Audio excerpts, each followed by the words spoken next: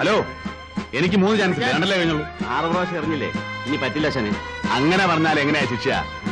3 chance എന്ന് പറഞ്ഞാൽ 9 പ്രാവശ്യം എറിഞ്ഞ ഞാൻ 6 പ്രാവശ്യം എറിഞ്ഞുള്ളൂ.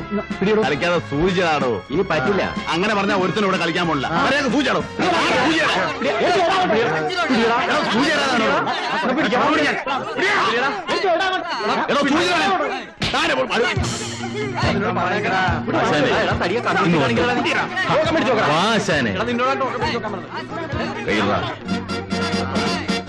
കൈയെടുക്കാൻ ഉള്ള കാശ് മാറ്റി പോരാ.